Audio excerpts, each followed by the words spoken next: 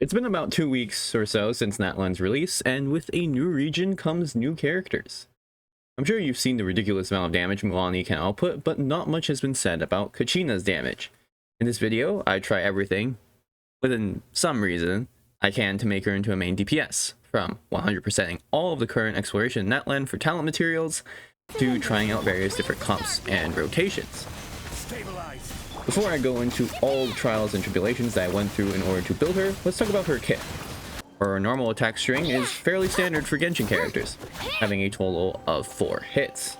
The most unique aspect of her kit is definitely her elemental skill. She spawns a drill that she can hop onto and deals up to 6 consecutive strikes of Dio damage. Her elemental burst increases the AoE of these strikes and the drill's movement speed. Aside from her normal attacks, she scales entirely off defense, which makes building her and her team a significant challenge.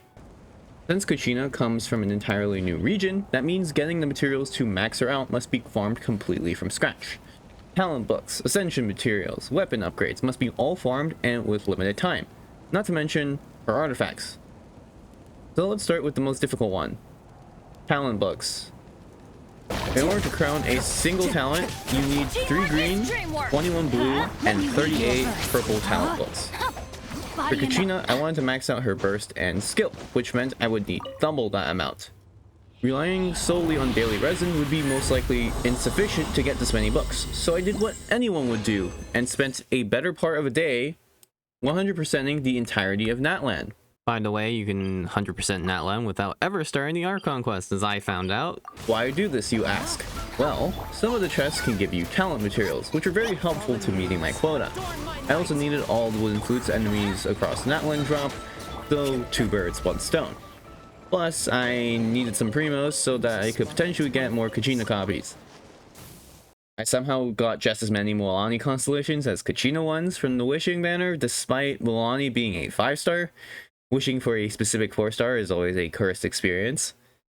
Combined with the fact that my game somehow gave me Stellar Reunion even though I logged in the day before Natlan's release, and I managed to crown both of her talents in less than a week.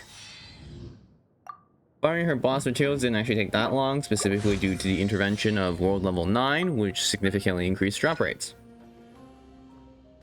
For her weapon, Footprint of the Rainbow is currently the best possible option for her as of recording this video. It has a defense ascension stat and a passive which further increases her defense after use of an elemental skill.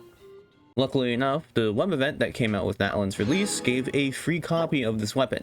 However, I wanted to R5 it, and since I had explored every part of the map, it was pretty easy to unlock the weapon blueprint, but I needed some more material to craft 4 of them.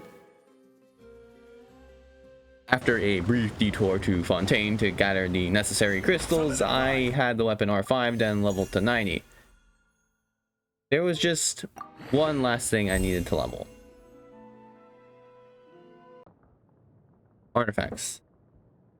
To utilize her as a DPS, there were a couple of options for artifact sets. Husk, Scroll, Marchasse, and Obsidian Codex were 4 possible options I thought of, though this choice heavily depended on what team I was going to use though. And I cycled through a lot of options. Plus, 2 of them were new sets released in this patch, which meant the quality of those artifacts would be low in comparison to whatever I had currently. With the goal being to do as much damage as possible with Kachina while also 36 starring Abyss, I wanted to try out Husk first on her. Now I know what you might be saying. It's a waste to farm for Husk since Scroll gives you a large amount of damage bonus and applies to more than just Kachina. Also, Obsidian Codex would give her a lot of stats on top of that. I get it. However, I don't really care about the overall team damage, and I only care about her damage. And like I just said earlier, farming for Obsidian Codex, most likely I wasn't going to get pieces that would be good for Kachina.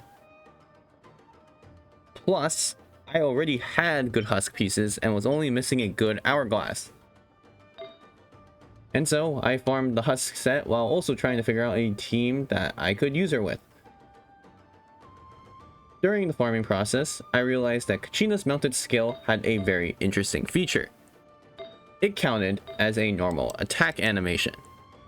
The damage dealt from her skill is elemental skill based, but it could trigger things like Shincho's rain swords and Toma's shield.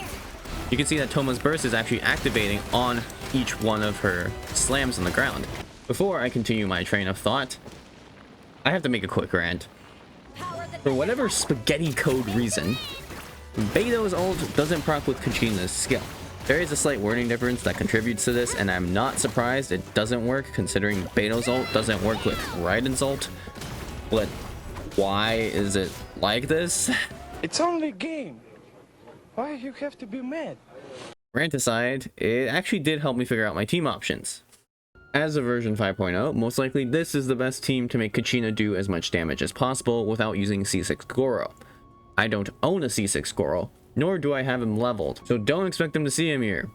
However, I was only going to use this team as a last resort for 36 starring Abyss, mainly because here, Kachina would not be the main damage dealer, but Farina.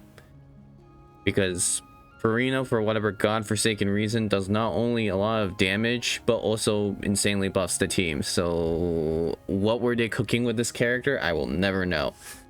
The most creative team option I found of was utilizing Fischl C6 with Kachina's weird elemental skill. It actually does proc the constellation after each crystallize, and so I created this team.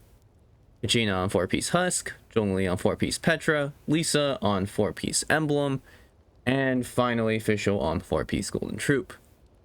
There was just one problem. You know I was mentioning I had good Husk pieces? Well, I think I also said that I don't have a good Husk Sands yet. Or Goblet. But we all know which one's easier to get. I spent around 15 Fragile Resin to get better Husk pieces, only to get nothing in return. Fun times. I was tempted to use the Artifact Transmuter to get a good Sands. But Tars, are you really going to spend 2 elixirs just so that you can get an artifact that will roll terribly? Yes. And then I leveled it. Don't try this at home, please. This is a waste of resources. Yes. Oh my god, it's so huge. With this single piece, I was able to make a decent set for Kachina. Now there was only one thing to do. Get in the Abyss. Honestly, I heavily overestimated Kachina's scalings. The Kachina team I had with double Geo and Electro did a decent amount of damage, but wasn't really capable of killing enemies currently on floor 12 quickly enough. Kachina by design is much more useful in AoE scenarios, which isn't as emphasized in higher Abyss floors. As a result, I had to utilize my last resort with Farina.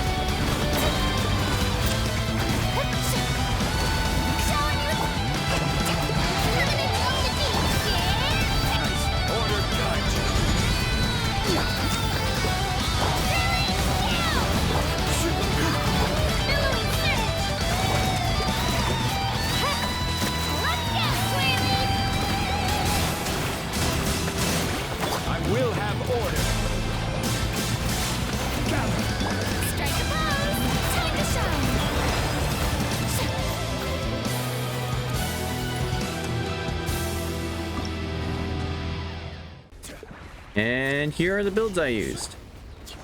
I do plan on revisiting this in the future, specifically when I have Goro built up and a potential future character on the horizon. I just really wish Kachina's scalings were a bit higher to make her more usable as a DPS in single target scenarios, but her overall kit makes her more of a sub DPS slash support, especially considering the scroll set they recently added. I think the saddest part is the fact that I had to pivot to using Mara Chassé Hunter after already spending elixirs on Husk. Yeah, that's kind of awkward. You know what? It is what it is.